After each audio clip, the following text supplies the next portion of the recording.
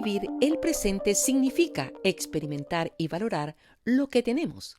Por ejemplo, lo que influye en nuestras vidas, en nuestro ambiente y en la iglesia. Conozcamos en este momento un buscador de la verdad, que con su pensamiento teológico ha influido en la iglesia de hoy. Porque el pasado es historia y el futuro es incierto, aprovechemos el presente y conversemos ahora del siguiente tema. Hablemos del Papa Benedicto XVI con el Padre Gonzalo Meza. Primera parte, datos biográficos y su participación en el Concilio Vaticano II. Bienvenidos a un nuevo episodio de Vivir el Presente con Mama Hilda. Bienvenido a este nuevo episodio, que será extraordinario por su contenido, porque tendremos la oportunidad de conocer más uno de los tesoros grandes de nuestra Iglesia Católica, pero también por quien nos va a narrar, describir y aclarar estos conocimientos.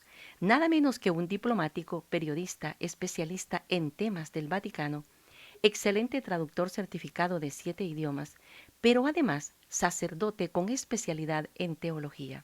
Con nosotros, el Padre Gonzalo Meza. Bienvenido, Padre. ¿Cómo se encuentra?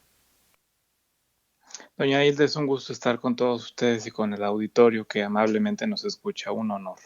Gracias. Sabemos que usted como sacerdote y especialmente en esta crisis sanitaria hay mucho trabajo que hacer. Indudablemente el tiempo que nos regala para esta oportunidad tenemos que aprovecharlo al máximo.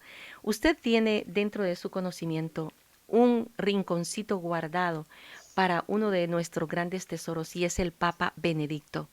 Ya en una ocasión nos ha hecho alguna relación sobre este gran personaje y tesoro de la Iglesia, pero no obstante, hay tanto que decir del Papa Benedicto que hemos decidido, Padre, que en 2 sesiones tengamos lo esencial que de él debemos conocer. ¿Le parece, Padre?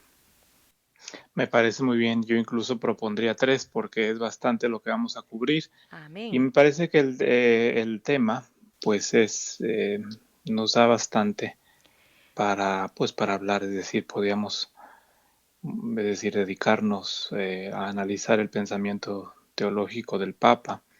Para aquellos que no conocen pues la magnitud de este Papa teólogo, les comento que hay una fundación que se llama Fundación Joseph Ratzinger, que está en el Vaticano, que se dedica justamente a analizar, a debatir, a estudiar, a investigar sobre el pensamiento teológico de Joseph Ratzinger.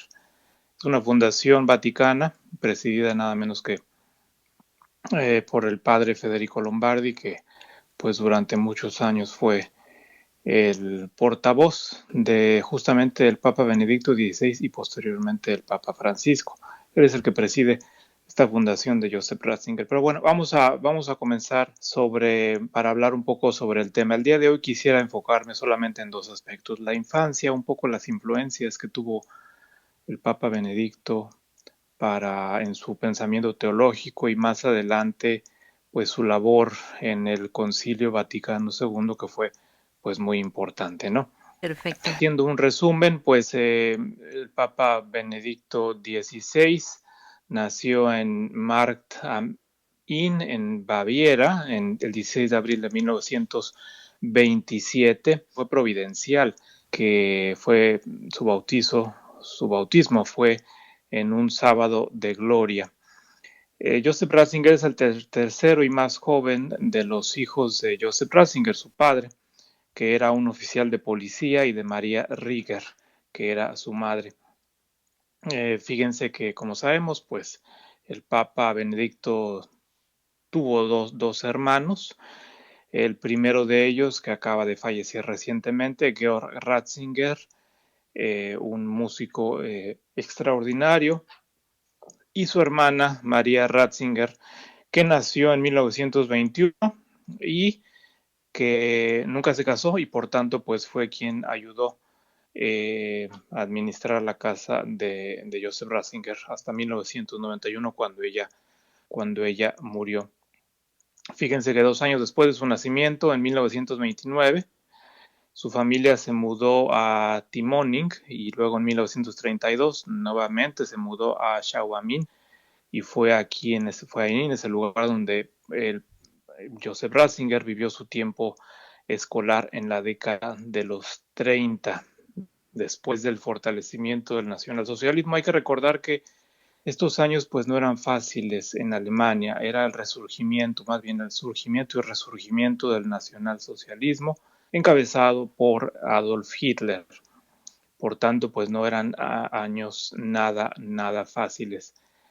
Antes de continuar, quisiera decirles un poco por qué escogimos este tema de Benedicto XVI. En primer lugar, bueno, pues por que se trata de un gigante en teología. Un periódico alemán que se llama el Frankfurter Allgemeine Zeitung afirmó, yo no sé si exageradamente o no, pero es lo que afirmó ese diario a través de un periodista, que desde Martín Lutero no ha habido ningún alemán que haya influido en la Iglesia Católica tanto como Joseph Ratzinger. Esas eran las palabras del diario alemán, que es bastante conocido, de mucha circulación, Frankfurter Allgemeine Zeitung. Desde Lutero no ha habido ningún alemán que haya influido tanto en la Iglesia Católica como Joseph Ratzinger. Y pues sí, efectivamente. Fíjense que, ¿quiénes fueron los formadores de Joseph Ratzinger? Pues en primer lugar, sus padres. Sus padres pues dejaron una profunda huella en la personalidad y en su modo de pensar. Aquí a lo largo de esta plática voy a citar algunos pasajes de una de sus biografías que él escribió, porque pues, ¿quién mejor que él, quien nos narra, Joseph Ratzinger, pues un poco de su vida? Justamente este libro que les recomiendo de Joseph Ratzinger se llama Mi vida. Y él justamente lo escribió pues en los años, me parece que en los años 90, cuando pues ya él según pensaba que ya se acercaba al final de su vida, pero bueno, pues vemos que Dios le dio muchos años más. Pero de ese libro pues podemos extraer de él mismo, de sus palabras, más sobre su biografía. Y lo voy a estar citando constantemente en esta plática. El Papa Ratzinger, pues como les decía, él reconoce que sus principales maestros fueron sus padres, quienes pues acudían a la parroquia. Y en esos tiempos, en los años 30, pues obviamente en Alemania, y en los años 30 y bueno, desde siempre, bueno, desde el siglo XVIII, en las misas estaban totalmente influenciadas por la música clásica. Toda Alemania, pues es un país obviamente culturalmente fuerte, y, y la misa, la iglesia, pues no era la excepción. Él decía, Joseph Ratzinger, que en la parroquia, en los días de fiesta, tocaban una misa de Mozart y que cuando era pequeño, decía, cuando yo era un niño pequeño que venía del día de campo, me parecía como si los cielos se estuvieran abriendo. La música de Mozart, pues, fue una de sus primeras lecciones y pues fue uno de sus primeros maestros, digamos, desde el punto de vista musical y fue quien lo inspiró a él y a tantos muchos. Yo no soy la excepción, ¿verdad? Mozart también a mí me sigue inspirando y sigue siendo mi maestro, ¿no? En ese sentido, no solamente desde el punto de vista de escuchar su música, sino que pues cuando uno aprende piano, pues indudablemente tiene que tocar a Mozart. Desde las primeras piezas más sencillas desde los motetes más sencillos hasta las piezas más complicadas de Mozart. Lo mismo sucedió con Joseph Ratzinger. Decía sobre Mozart, su música tan brillante todavía me sigue haciendo vibrar de emoción. La música de Mozart encierra todo el drama de ser hombre. El Papa decía, bueno, más adelante, como sabemos, pues el Papa Benedicto, Joseph Ratzinger toca el piano, no es un profesional del piano, no lo fue, él era un teólogo, un profesor de universidad. El que era experto en música era su hermano Georg, pero bueno, al Papa Ratzinger le fascinaba tocar el piano en sus ratos libres, ya como Papa incluso. Y obviamente pues Mozart, que fue una de sus influencias, pues lo tocaba al piano, ¿no? ¿Quiénes fueron sus primeros maestros? Bueno, hay que recordar en este sentido que desde 1946 Hasta 1951, Ratzinger estudió teología católica y filosofía en la Academia de Freising. Ya entró al seminario cuando terminó la Segunda Guerra Mundial. Hay que recordar que la Segunda Guerra Mundial va del 39 al 45, agosto de 1945, cuando pues finalmente se decreta la liberación en agosto de 1945.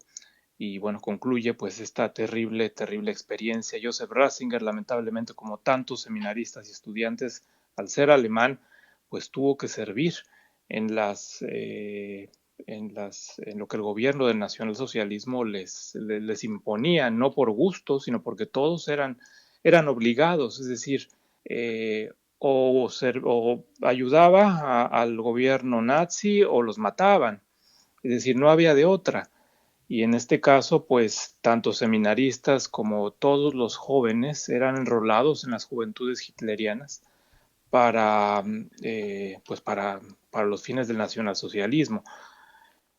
Una vez terminado este drama de la Segunda Guerra Mundial, pues obviamente fue una dura experiencia para él porque pues lo pusieron a hacer cosas que él no le gustaban hacer, pues a nadie le gusta hacer. Era obligatorio, hay que recargarlo, no había de otra. Y bueno, pues los seminaristas, al régimen de Hitler los consideraba sospechosos porque sabían que la Iglesia Católica se oponía al régimen nazista y por tanto los seminaristas se les veía como sospechosos de estar en contra del régimen. Y por tanto, y a pesar de todo eso, pues tuvo que servir. Fue llamado como les decía, a las filas del nacionalsocialismo en uno de sus servicios como joven durante la Segunda Guerra Mundial, tuvo que proteger una fábrica de los carros de la BMW en Traunstein, y luego pues en 1943 y 1944 también pues tuvo que participar en cosas relacionadas con la Segunda Guerra Mundial. Como les decía, pues ya al final del drama de la Segunda Guerra Mundial, en 1946 ya entra al seminario y ahí pues obviamente entra al seminario de Frisinga, que se encuentra pues a unos 30 kilómetros de Múnich. ¿Cómo era el ambiente del seminario en aquel entonces? Pues obviamente era una casa de un ambiente culto. En la casa del seminario se escuchaba música, se representaban obras de teatro, obviamente los seminaristas tenían que acudir a las fiestas de la catedral y pues era un ambiente de oración. En ese periodo de formación del seminarista Ratzinger, pues hubo autores que lo influenciaron como todo alemán. Pues obviamente los autores alemanes eran imprescindibles. Goethe, Schiller, no solamente, sino también los franceses, Georges Bernanos, Claudel y obviamente el ruso Dostoyevsky, ¿no? Que pues son parte de la cultura general pues no nada más del seminario, pero sino pues cultura, literatura universal. Ellos, junto con la filosofía y teología, pues fueron el principal currículum de los estudios de Joseph Ratzinger, que pues le marcarán profundamente en el modo de ver y entender la realidad. Resultó de gran ayuda, decía, por ejemplo, él narra sus años en el seminario de Frisinga, Ratzinger narra que dice, resultó de gran ayuda el curso en 4 semestres sobre historia de la filosofía, que logró transmitirnos una visión de conjunto sobre el espíritu humano desde Sócrates hasta el presente, ¿no? Ahí en Frisinga, pues justamente conoce a uno de sus mentores, que se llama Alfred Lepel. Será uno de sus mentores y pues mentor en estudios y lecturas durante esos años. Él, ese mentor ahí en Frisinga, él reconocía a Joseph Ratzinger, le dijo, tú me abriste los ojos a la filosofía. En esos años, pues obviamente tuvo que estudiar a Santo Tomás, tuvo que estudiar a San Agustín y todo el pensamiento alemán. Otro de las influencias de Joseph Ratzinger, hay que recordar ya desde el punto de vista más teológico, fue el inglés John Henry Newman, a quien después pues llegará a beatificar él mismo como Papa Benedicto XVI en el 2010. Yo estuve ahí en esa beatificación, eh, cuando fue el Papa a beatificar a John Henry Newman. Pero Henry Newman, influenció muchísimo el pensamiento y la obra de Joseph Ratzinger. La doctrina de Newman decía sobre la conciencia, fue para nosotros en esos años el fundamento del personalismo teológico, que nos atrajo con toda su fascinación. Nuestra imagen de la persona, así como nuestra concepción de la Iglesia, estuvieron marcadas por este punto de partida, de la conciencia de John Henry Newman. Sufrimos, dijo, las pretensiones de un sistema totalitario, como sistema que se entendía a sí mismo como la plenitud de la historia y negar la conciencia del individuo. Refiriéndose a esta horrorosa realidad del nazismo, dijo, en esos años, pues la gente y el sistema era: no tengo conciencia, mi conciencia es Hitler. Y eso pues llevó, dijo Ratzinger, a la ruina del hombre, porque pues era obvio que ese régimen era pues nada menos que demoníaco, y por eso le llamó tanto la atención esta concepción de la conciencia de John Henry Newman. John Henry Newman, en cuanto hombre de conciencia, se había convertido, eh, pues eh, en el centro del concepto de conciencia para el catolicismo.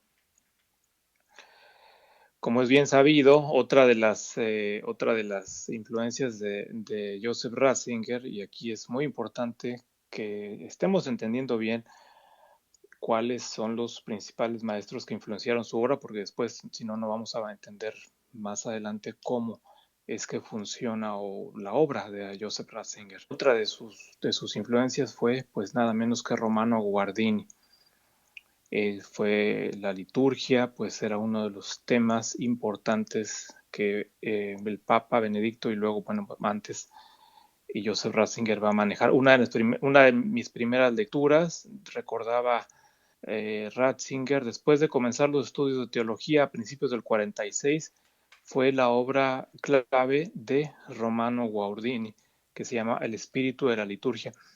Yo se las recomiendo a todos los que nos están escuchando, porque es un pequeño volumen que publicó en 1918, y Romano Guardini pues fue uno de los que contribuyeron al movimiento litúrgico, al movimiento de la reforma litúrgica, y este libro pues fue pilar en esos años. Pues cuando Ratzinger lee esta obra, pues esa obra formaba parte del movimiento de reforma litúrgica, que pues más adelante culminaría con Sacrosanctum Concilium, con la constitución sobre la liturgia en la Iglesia.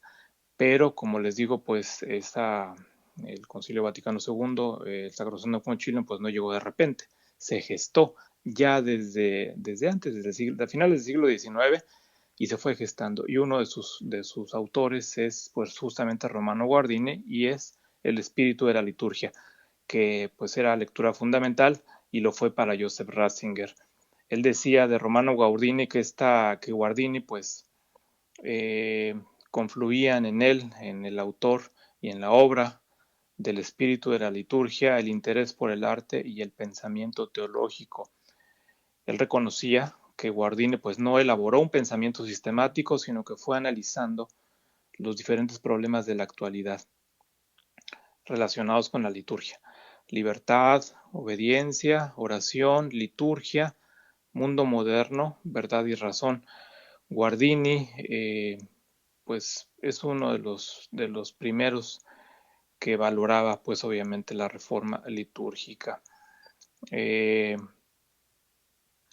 Y como les digo, pues Ratzinger le dedica muchos comentarios a este tema.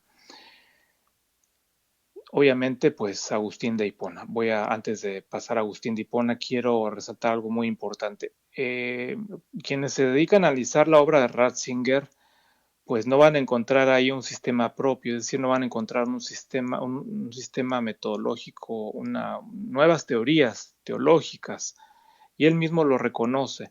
En 1996, Joseph Ratzinger decía: yo nunca en mis en mis estudios, escritos, libros, clases, nunca he buscado tener un sistema teológico propio o crear nuevas teorías teológicas, dijo Ratzinger, y eso es fundamental para entenderlo.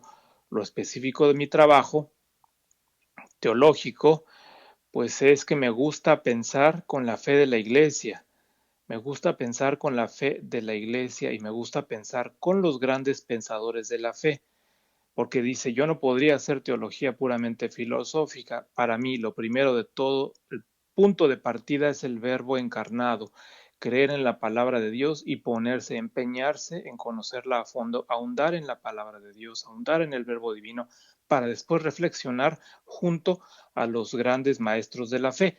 Y esto es bien importante.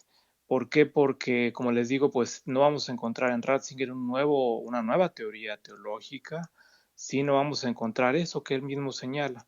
Él reflexiona junto con los grandes maestros de la fe. ¿A partir de qué? A partir de descubrir el Verbo encarnado, de descubrirlo, de meditarlo, de entenderlo, de profundizarlo. Y por ello, pues su teología, la teología de Ratzinger, tiene un carácter bíblico y patrístico, sobre todo, pues agustiniano.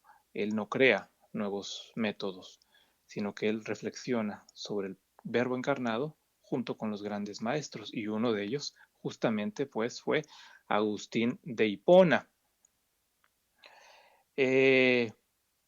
Como les digo, pues la teología de Ratzinger siempre no es una teología propia, sino siempre es una teología en diálogo, teología a la luz de la fe de la Iglesia, a la luz de autores clásicos y autores modernos. Esa es la teología de Ratzinger.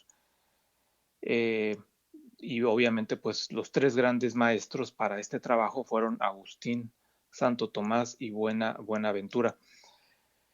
¿Cómo pasó este interés por Buenaventura? San Buenaventura, él mismo lo señala, Ratzinger señala, después del examen de los estudios teológicos en el verano de 1950, me fue propuesto un encargo que trajo conmigo un cambio de orientación en mi vida. Él decía, en la Facultad de Teología era costumbre que cada año se propusiera un tema a concurso y había que desarrollarlo en 9 meses. El tema que su maestro de Ratzinger escogió para presentar en este tipo de concurso fue Pueblo y Casa de Dios en la enseñanza sobre la iglesia en San Agustín. Antes ya Ratzinger se había dedicado ya a empezar a estudiar San Agustín, pero pues este tema de pueblo y casa de Dios a la luz de San Agustín pues le pareció formidable. Dice él mismo, pues fue un tema que escogí, que mi maestro escogió a la medida, pues el santo de Hipona había sido pues uno de mis inspiradores principales. No puedo hablar mucho sobre el tema porque pues no me puedo extender tanto, pero esos fueron sus tres pilares. Agustín, sobre todo San Agustín al final de su vida, Santo Tomás y San Buenaventura. Su tesis doctoral fue justo sobre San Buenaventura. Padre, qué interesante es tener la oportunidad de escucharlo, porque difícilmente podríamos entender viendo a este personaje que en su estatura pues es pequeña, pero con tanto talento, y su comportamiento y su participación en la iglesia, tanto antes del concilio, después del concilio y como pontífice, si no tuviésemos estas bases que usted nos está dando. De verdad que vale la pena tener el sustento de dónde y por qué surgió un Benedicto como el que nosotros conocemos. Gracias, Padre. Así es, mire, fíjese que en 1952 ya fue nombrado para dar clases en el seminario de Freising. Como les decía, pues su primer escrito sobre Buenaventura se lo devolvieron, lo consideraron muy modernista. Sus enfoques, pues, sobre San Buenaventura y su teología rompían un poco con los esquemas tradicionales de la época, lo que le ocasionaba, pues, un poco de incomprensión. Hasta 1959, como les decía, pues ya ingresó como profesor en la Universidad de Bonn. Como todo profesor, pues obviamente tiene que tener una conferencia inaugural.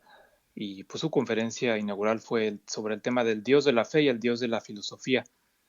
Eh, en 1963 se fue a la Universidad de Münster, donde al dar su conferencia inaugural ya era bien conocido como teólogo. Estamos hablando ya de 1963. Ya era profesor y ya llevaba 4 años ejerciendo como profesor, pero también ya llevaba un bagaje académico pues bastante fuerte, él lo reconoce siempre. Cuando en algún momento, se los voy a narrar más adelante, le comunicaron que él iba a ser o lo iban a hacer obispo, pues él lo dudó mucho porque él decía, bueno, es que yo mi labor, mi inclinación natural es la docencia, yo quiero ser profesor y es lo que naturalmente y espontáneamente me sale. Bueno, vamos a hablar un poco ya ahora del periodo conciliar. Había temas que obviamente, como sabemos, pues Juan XXIII fue quien convocó al Concilio Vaticano II. Eh, a Juan XXIII lo habían elegido papa debido a que, pues, como ya era una persona mayor de edad, decían, bueno, este no va a durar mucho, va a ser un papa de transición y rápidamente vamos a tener un papa que dure un poco más. Pues resulta que eh, un año antes de la inauguración del concilio, el Papa Juan XXIII, el Papa Juan XXIII, pues ya elegido Papa, convoca a los cardenales en la iglesia de San Pablo fuera de Extramuros, y ahí les da la noticia de que tenía la intención de abrir un concilio Vaticano II. Cuando esta noticia, pues los cardenales lo escuchan, pues les cayó como un balde de agua helada, porque pensaban, bueno, es que eso es inaudito, no va a poder pasar, esto no va a ser posible. Pero sí, finalmente sí fue posible. ¿Cuáles eran los temas que en ese entonces, pues obviamente los padres conciliares tenían, eran los más importantes? ¿Cuáles eran los temas que decían, bueno, es que los temas fundamentales que la iglesia debía renovar? Básicamente estos: la iglesia, el papel de la iglesia en la sociedad, la liturgia y los sacramentos.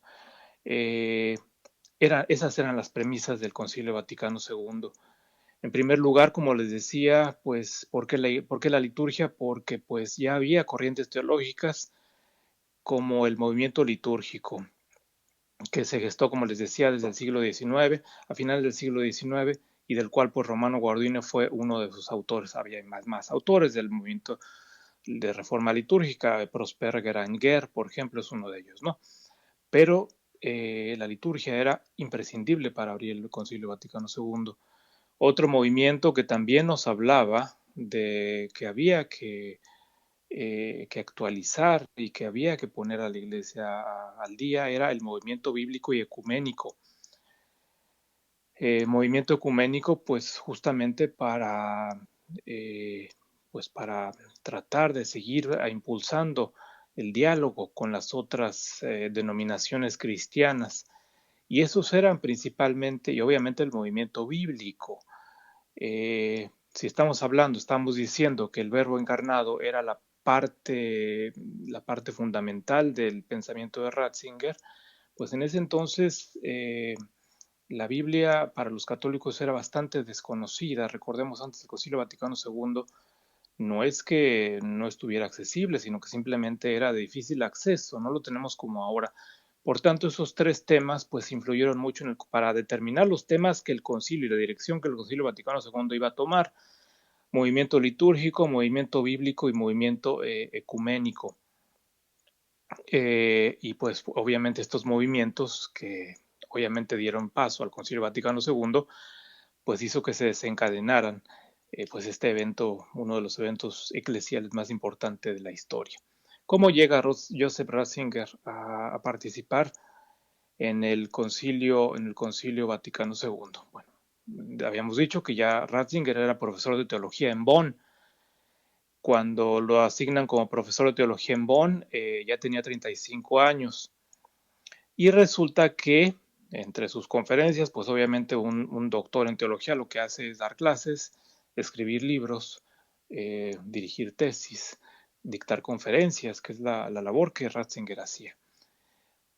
Y resulta que en una de sus conferencias conoció al arzobispo de Colonia, el cardenal Frings. Él mismo lo señala, Joseph Ratzinger.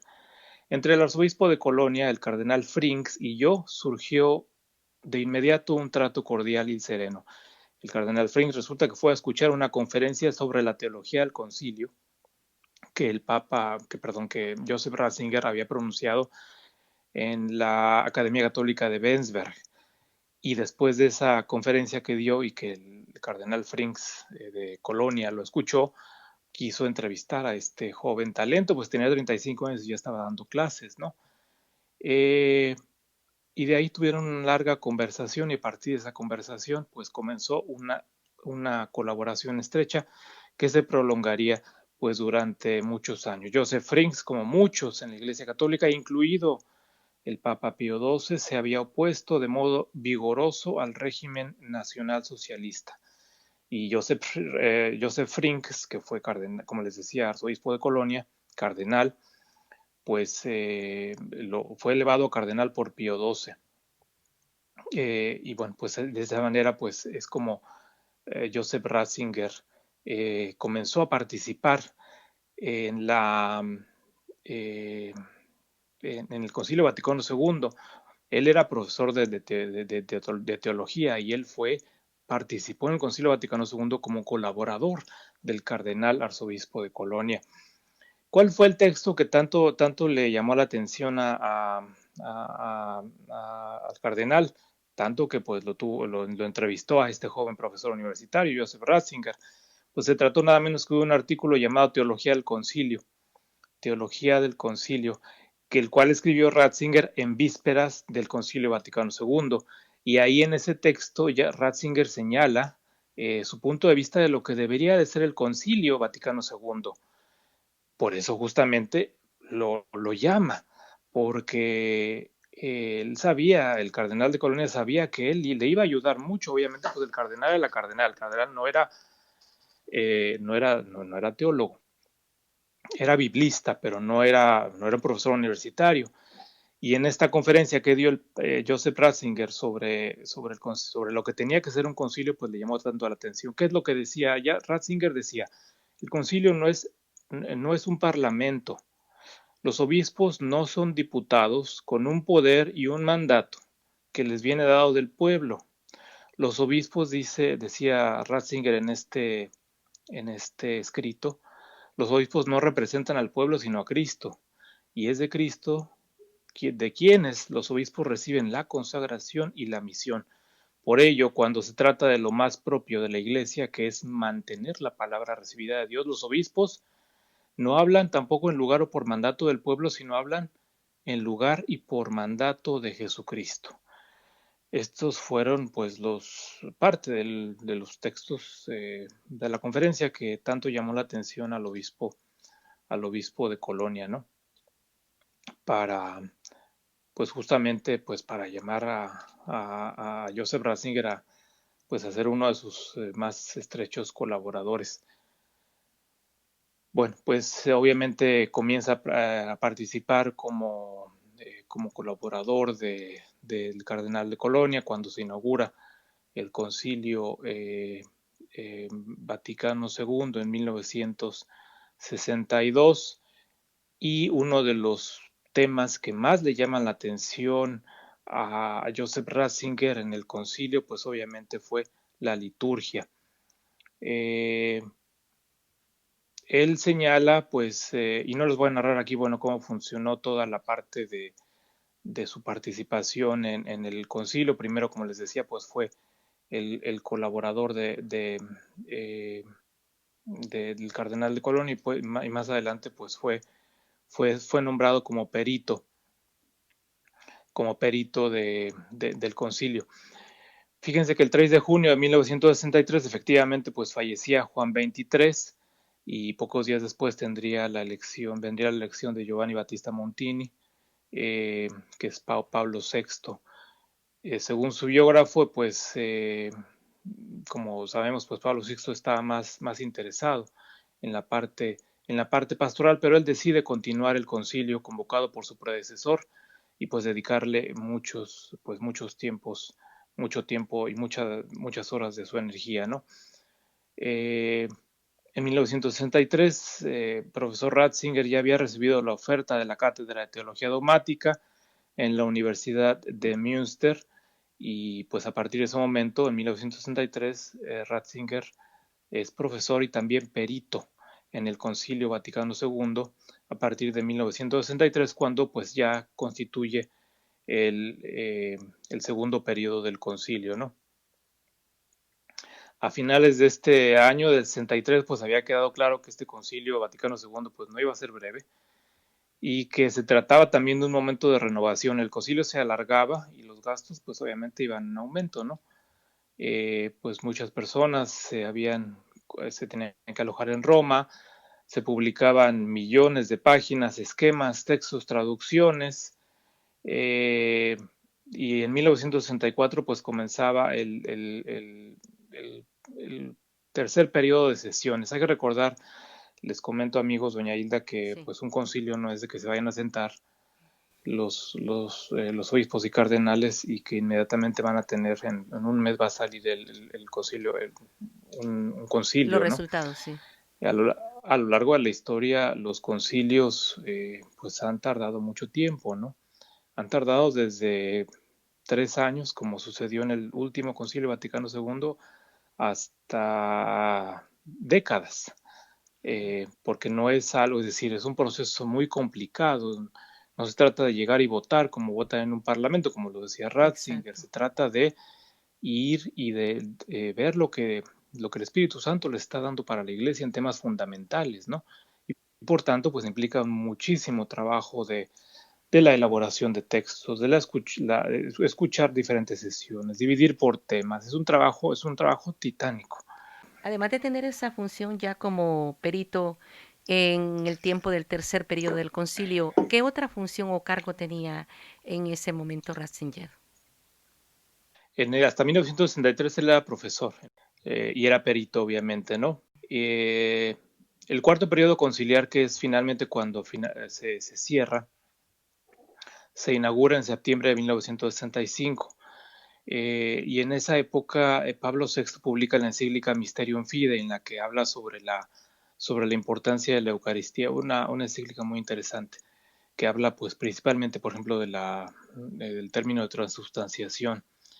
Y unos días después, el 14, en la celebración litúrgica del cuarto periodo, pues se ven las primeras reformas de la Sacrosanctum Concilium, de la reforma litúrgica, ¿no? Ya en 1965, pues ya se ven las primeras novedades de la liturgia en la misa papal que preside justamente Pablo VI. Regresando, como les decía, pues los servicios del profesor Ratzinger como perito del concilio en colaboración con otros miembros eh, fueron en varios temas. En primer lugar, la liturgia. En segundo lugar, sobre la revelación. Estos pues eran los temas más importantes que el Papa, que Joseph Ratzinger manejó, la revelación y también el tema de la liturgia. Eh, el 18 de noviembre se aprobaba ya la Constitución Dogmática Dei Verbum sobre la escritura en la vida de la Iglesia y el decreto sobre el apostolado de los laicos. Y bueno, ya en 1965 vino la serie final de textos aprobados sobre los obispos, los sacerdotes, las misiones, las religiones y la relación de la Iglesia con el mundo. El 7 de diciembre pues se aprueban algunos textos, incluida la Constitución Pastoral Gaudium et Spes. Y pues finalmente el 7 de diciembre de 1965 se aprueban los últimos textos. Fue un día, pues, sobre todo diciembre del 65 fue un meses muy alegres, días muy alegres para Ratzinger. Decía, él no narra, Ratzinger señala, pues había un espíritu de mucha alegría porque ya finalmente se habían aprobado los textos de la reforma litúrgica, los textos sobre los obispos, los sacerdotes, las misiones, en fin, todas las constituciones ya se habían aprobado y había un ambiente de paz. Había llegado el momento de exultación también en esa época, en diciembre de 1965, pues Pablo VI levanta la excomunión que, que venía pesando en la iglesia desde 1054. Con esto removió Pablo VI un obstáculo entre la unidad de católicos y ortodoxos, y finalmente pues el 8 de diciembre, solemnidad de la Inmaculada Concepción, pues todas las campanas de Roma repican porque pues ya había concluido el Concilio Vaticano II y pues habían sentado las bases pues para la renovación de la Iglesia. Ese fue el día de la clausura del concilio, el 8 de diciembre de 1965, y pues se abrían nuevos tiempos para la Iglesia. Padre, para los que pasaron inadvertido ese periodo o para los que no habían nacido en este tiempo, es bueno hacer notar que la historia de la Iglesia tiene un antes del Concilio Vaticano II y un después del Concilio Vaticano II, y que se trató precisamente de una revolución que yo me acuerdo que dentro de los periodos del 63, 64 ya comenzaban a verse algunos cambios, ¿no? Muy fuertes en la liturgia. Y hablando de liturgia, pues estamos con un sacerdote que además le encanta y ha investigado la liturgia, como este libro que nos ha entregado el padre Gonzalo Mesa sobre la imitación de Cristo y la liturgia. Así es que un poco también de eso podría ser referencia, padre. Sí, fíjense que hablando de la liturgia, pues la reforma litúrgica se aprobó, la constitución litúrgica se llama Sacrosantum Concilium y se aprobó el 4 de diciembre de 1963. ¿Cuáles son los resultados de, no nada más de la Sacrosantum Concilium, sino en realidad de todo el Concilio Vaticano II? Pues el Concilio Vaticano II insertó en el conjunto de la Iglesia una doctrina del primado. También integró pues la mentalidad jerárquica en el misterio del cuerpo de Cristo. Incorporó la visión mariológica en su conjunto y bueno, obviamente hablando de lo que usted me preguntaba de la reforma litúrgica de la Sacrosantum Concilio del 63, pues finalmente este concilio lo que hizo fue que la liturgia sea de manera que sea nuevamente accesible y comprensible. Y con esto pues también se da un paso adelante, eh, un paso adelante en el camino de la unidad de los cristianos. Los aspectos fundamentales pues del Concilio Vaticano II, obviamente pues el aspecto que se le concede a la Biblia, a los padres de la Iglesia, la nueva imagen que se tiene de la nueva imagen antropológica del hombre, la afirmación sobre la esencia de la Iglesia, el acento ecuménico y como les decía pues la renovación litúrgica y pues obviamente la renovación eclesial. La fe, decía Ratzinger sobre el Concilio Vaticano II, la fe de quienes tienen un corazón sencillo es el mayor tesoro de la Iglesia. Servirla a ella y vivirla es el cometido más alto de la renovación eclesial. Aquí se encuentra el futuro de la Iglesia. Sí, efectivamente, pues como Ratzinger decía, y concuerdo con él, la Sacrosantum Concilio lo que hizo fue hacerla más accesible y de manera visible y vivencial y participativa la liturgia. Antes la liturgia pues era no reservada, sino simplemente tenía otros códigos que la hacían, digamos, inaccesible a la gente. ¿Por qué? Porque en primer lugar era la parte del idioma. La parte del idioma pues era pues el primer elemento de comprensión. No, uno, ¿cómo iba a entender una misa que estaba en latín y que no se escuchaba absolutamente nada?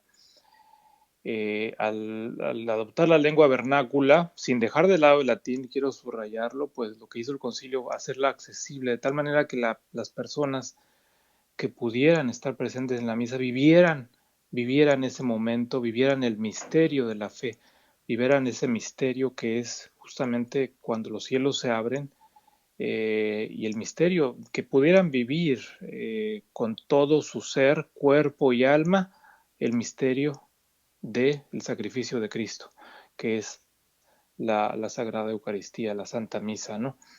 Y de tal manera, pues, de esa manera se hizo accesible, ¿no? Y también simplificarla, de tal manera que se eliminaran los aspectos repetitivos, digamos, y enfatizar aquellos aspectos que se dejaban de lado. y uno de los aspectos que se enfatizaron más, pues obviamente es la parte bíblica. Recordemos que en la Sagrada Eucaristía, en la misa, pues es un diálogo que Dios establece con su pueblo. Cuando la palabra se proclama, no se lee.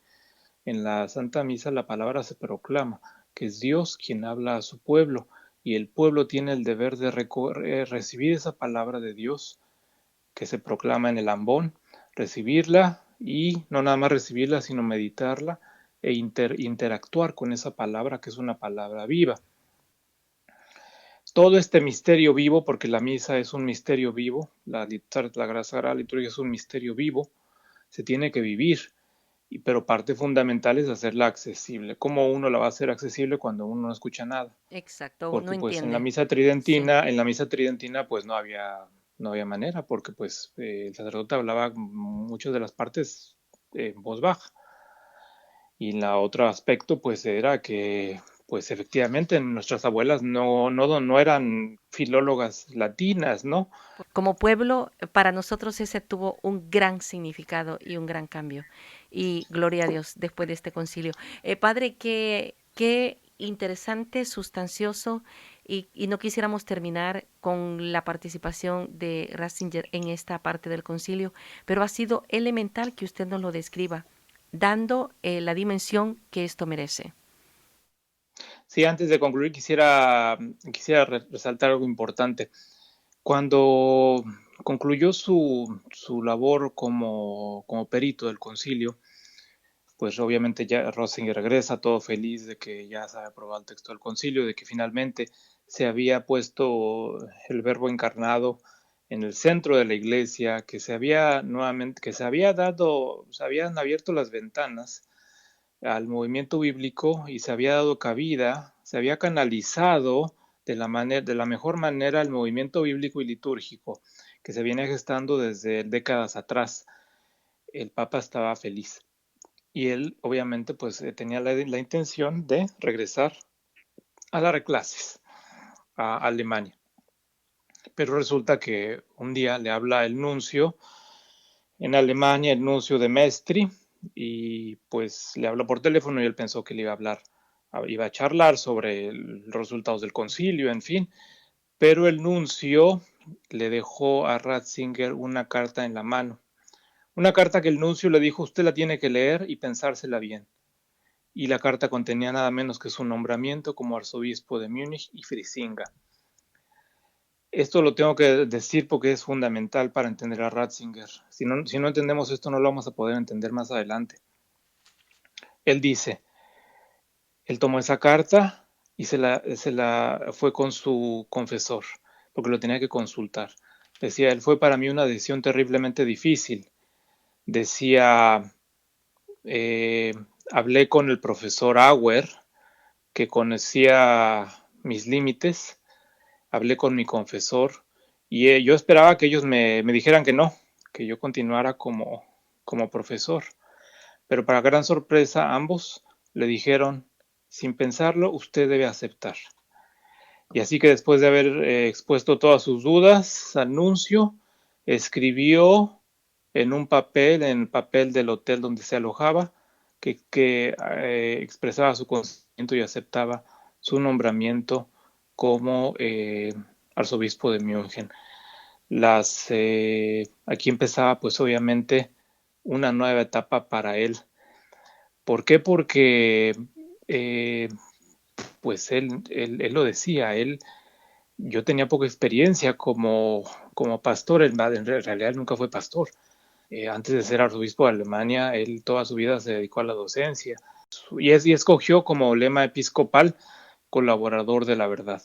El tema que siempre a lo largo de sus años como teólogo y como profesor, como perito, pues lo apasionó, la búsqueda de la verdad, la búsqueda del Verbo encarnado en diálogo con los grandes maestros y padres de la Iglesia. Qué bonita manera de concluir con ese lema que ha sido para él el pedestal de a partir de ahí, y bueno, desde antes, pero ya ahora notoriamente, a partir de ahí para una historia que es fascinante y que debemos conocer. Agradezcamos a Dios por la inversión de este tiempo presente y por los frutos que de él vamos a obtener. Señor, buen pastor de la humanidad, que confiaste a Pedro la misión de fortalecer a los hermanos en la fe y de iluminarles en la escucha de la palabra, te pedimos que tu espíritu de sabiduría ilumine al Papa Francisco y al Papa Emérito Benedicto XVI, que tu misericordia les proteja y les conforte, que el testimonio de tus fieles les anime en su misión y que la tierna presencia de María sean para ellos señal de tu amor, que sean fuertes en la fe, audaces en la esperanza y celosos en la caridad. Tú que vives y reinas con el Padre en la unidad del Espíritu Santo, eres Dios por los siglos de los siglos. Amén. Conociendo y aprendiendo más de nuestros invitados. El padre Gonzalo Mesa fue ordenado sacerdote en mayo del 2009, colaborador desde el año 2005 como periodista especializado en temas del Vaticano y el Papa en varias estaciones de radio y televisión en México, Francia, España y los Estados Unidos.